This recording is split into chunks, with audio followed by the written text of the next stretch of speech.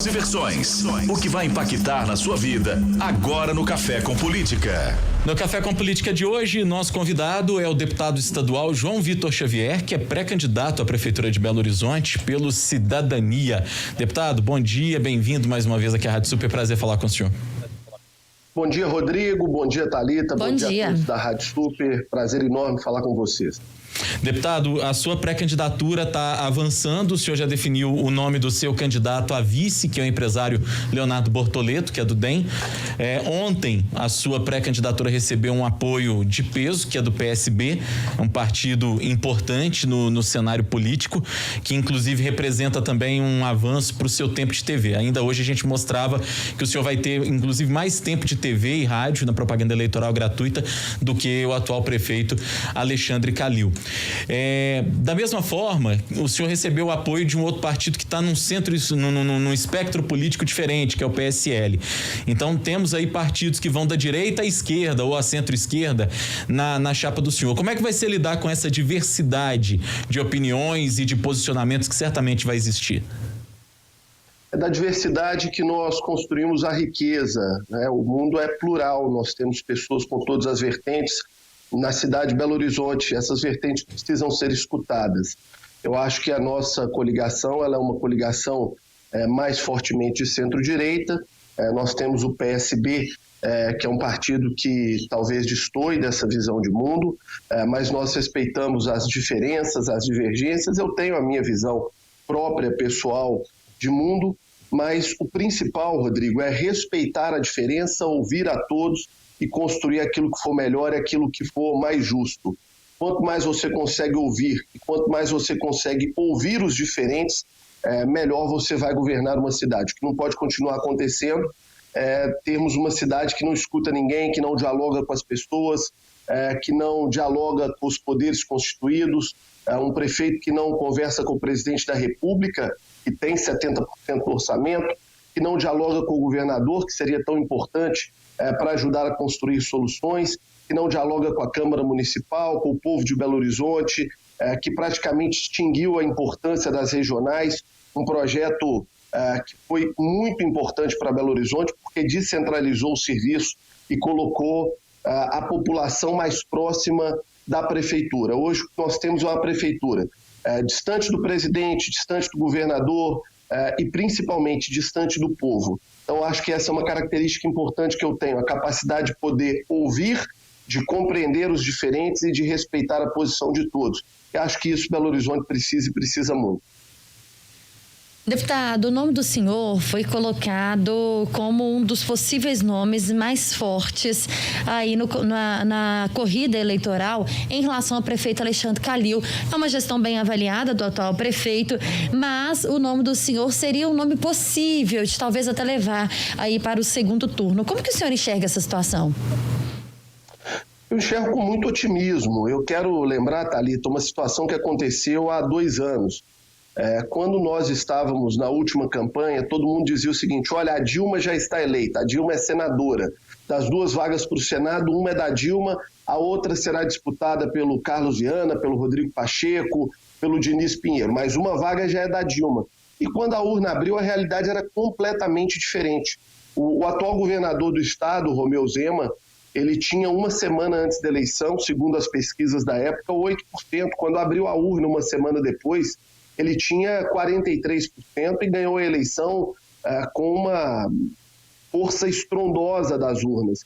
Então, talvez seja o momento, inclusive, dos institutos de pesquisa poderem repensar os seus métodos, porque a população ela anda muito mais fluida em termos de opinião, de posição, de volatilidade da opinião do que no passado. Isso não é uma crítica aos institutos de pesquisa, isso é apenas uma observação de que a sociedade vem mudando muito rápido. E eu acredito nessa mudança. Quem está na rua, quem está ao lado do povo, quem vai ao Mercado Central, ao Café Nice, que vai a Abílio Machado, que vai ao Barreiro, que vai a Padre Pedro Pinto em Venda Nova, não encontra essa aprovação com o prefeito que as pesquisas dizem. O Data Povo é muito diferente. O que a gente vê do povo de Belo Horizonte é uma insatisfação muito grande com o IDEB, por exemplo, que caiu, porque a educação em Belo Horizonte anda muito maltratada, é uma insatisfação muito grande com a saúde pública, porque a prefeitura não conseguiu cumprir a PPP da saúde, é insatisfação com o serviço de transporte, porque o prefeito prometeu abrir a caixa preta da BH Trans e não abriu, é a tristeza grande com o desemprego crescente na cidade, pelas medidas equivocadas tomadas pelo prefeito de Belo Horizonte. O que a gente enxerga é isso, do empresário ao funcionário, todo mundo triste porque os negócios quebraram e os empregos sumiram. Um serviço público que não funciona, um prefeito que não dialoga, é isso que a gente encontra no dia a dia na rua. E talvez as pesquisas demorem um pouco mais a demonstrar isso, como aconteceu na última eleição. No caso do governador, que tinha apenas 8% de intenção de voto uma semana antes da eleição, e da Dilma Rousseff, que era tido como senador eleito e, para a felicidade dos mineiros, ficou em 4º lugar. Ainda na esteira da pergunta da Thalita, deputado, a gente tem aí, pelo menos até agora, 16 nomes anunciados para disputar a Prefeitura de Belo Horizonte. Claro que até que haja o registro das candidaturas pode haver ainda mudanças, mas de qualquer maneira, nós sabemos que vamos ter um número alto de candidatos, talvez um número recorde até de aspirantes à Prefeitura de Belo Horizonte. Nessa questão do segundo turno, uma quantidade dessa de candidatos favorece o senhor, já que o senhor é visto como um candidato competitivo, talvez quem vai ter a condição de fazer a maior frente efetivamente é o prefeito Alexandre Calil, e o fato de haver essa pulverização de candidaturas lhe favorece? Eu acho que essa pulverização mostra uma coisa importante, que é a insatisfação dos belo-horizontinos com o atual governo. Se o governo tivesse indo muito bem, se tivesse todo mundo feliz, se a cidade real, se a BH de verdade, se a cidade que vemos na rua estivesse com essa satisfação, provavelmente teríamos muito menos candidatos. Nós temos tantos candidatos, Rodrigo, porque as pessoas não enxergam na rua essa avaliação do prefeito que as pesquisas dizem que ele tem. O que significa isso?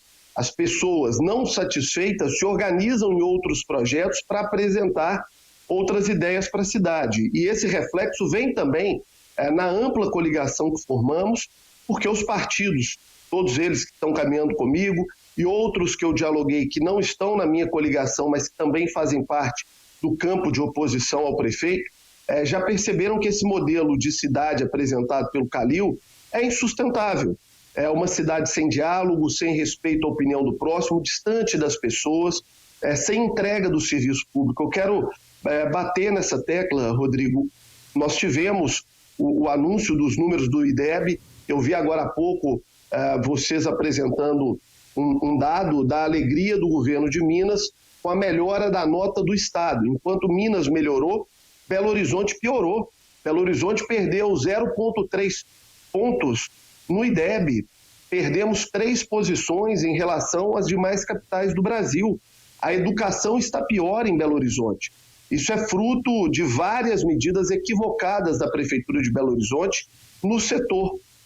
Belo Horizonte é uma capital do estado com 13 bi de orçamento, 30% destinados para a educação, que é uma inovação importante da cidade desde a sua lei orgânica, e que mesmo com muito dinheiro para a educação não consegue colocar em prática políticas públicas para o setor.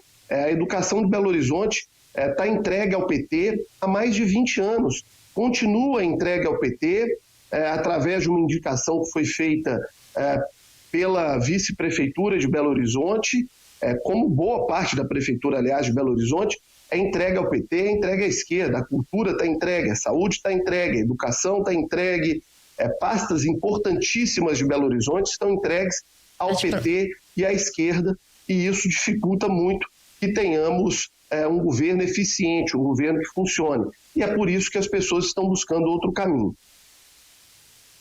A gente via, o deputado, a Prefeitura de Belo Horizonte sendo criticada em relação às enchentes, principalmente depois daquela chuva, né, a chamada chuva de 1000 anos no começo deste ano. Agora, durante a pandemia, houve um desgaste entre a relação com a Prefeitura e o governo do estado, até na questão da contagem dos leitos, da abertura do hospital de campanha, dentre outras questões. Como que o senhor avalia a gestão da Prefeitura de Belo Horizonte em relação à saúde neste momento de pandemia? A Prefeitura de Belo Horizonte, ela é óbvio, né? Todo governo tem erros e tem acertos. A Prefeitura de Belo Horizonte fez uma coisa importante, que foi alertar para a gravidade do coronavírus. A pandemia é séria, infelizmente milhares de pessoas morreram em Belo Horizonte, em Minas, no Brasil e no mundo. Só que ela tomou medidas de maneira precipitada, de maneira assodada, não cumpriu aquilo que havia prometido. O prefeito chegou a prometer que teríamos 7.000 leitos em Belo Horizonte. Ele não cumpriu nem 10% disso e, por isso, o sistema de saúde ficou pressionado, e com o sistema de saúde pressionado, quem pagou a conta foi o comerciante, foi a iniciativa privada, foi o funcionário, o empregado que perdeu seu emprego, o garçom, a cozinheira, o camareiro e a camareira do hotel, o porteiro do hotel, pessoas da cadeia produtiva que perderam seu emprego e pagaram a conta da falta de planejamento da prefeitura. A prefeitura demorou 5 meses para descobrir que nós tínhamos os hospitais privados em Belo Horizonte que poderiam dar suporte. Quero dar um exemplo: o prefeito de Betim, Vitório Medioli, no primeiro dia de pandemia, firmou um convênio com a rede Mater Dei para atender a população de Betim. Por que a Prefeitura de Belo Horizonte não fez o mesmo? O prefeito de Betim não demorou 3, 4, 5 meses. Ele fez essa parceria no primeiro dia. Isso poderia ter sido feito pela Prefeitura de Belo Horizonte. Nós demoramos aqui 5 meses para entender que metade da população de Belo Horizonte tem plano de saúde. Então foi um desencontro geral, foi um desarranjo geral, um autoritarismo extremo do prefeito de Belo Horizonte que levou à falência da cidade. Quero dar alguns exemplos comparativos. A cidade de Curitiba ficou com o comércio fechado por aproximadamente 10 dias. Os números são similares aos de Belo Horizonte. Mato Grosso do Sul praticamente não fechou seu comércio e os números são similares aos de Belo Horizonte. Quando você compara a média de mortes de Belo Horizonte com Minas Gerais, Belo Horizonte tem mais mortes médias do que o estado de Minas Gerais. E Belo Horizonte tem um número de dias da cidade fechada muito maior do que a média do estado de Minas Gerais. Todos esses dados e todos esses números mostram que a condução foi equivocada em Belo Horizonte, que o prefeito errou muito, que o seu corpo dito técnico errou muito e que a conta ficou para a população.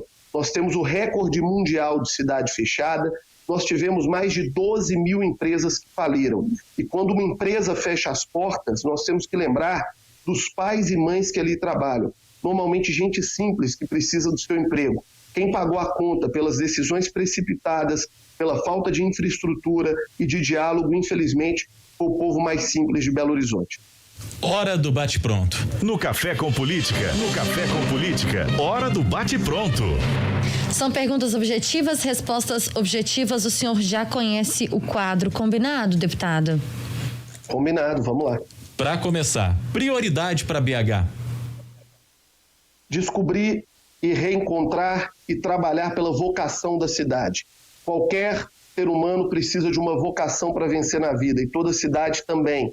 Nós não temos aqui agricultura, mineração e nem indústria, que é a base, que é o motor da economia do Brasil.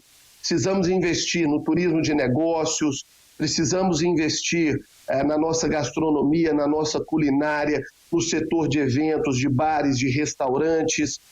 Precisamos investir muito em atrair pessoas para Belo Horizonte, para consumir na cidade e deixar o dinheiro aqui para fazer a economia funcionar.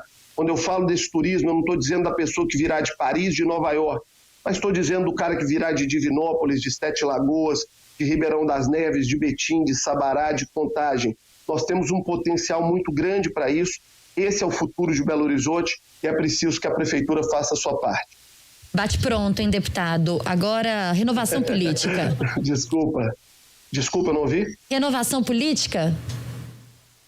Ela é importante, mas a renovação ela não pode se dar apenas nos nomes, ela precisa se dar também no modo de fazer política, na maneira de conviver com as pessoas, de respeitar a opinião do próximo, fazer política ética, decente, limpa, capacitada. A renovação ela não funciona apenas quando você troca o nome, você tem que fazer a política boa, bem feita e correta e com pessoas capacitadas. BH e a educação.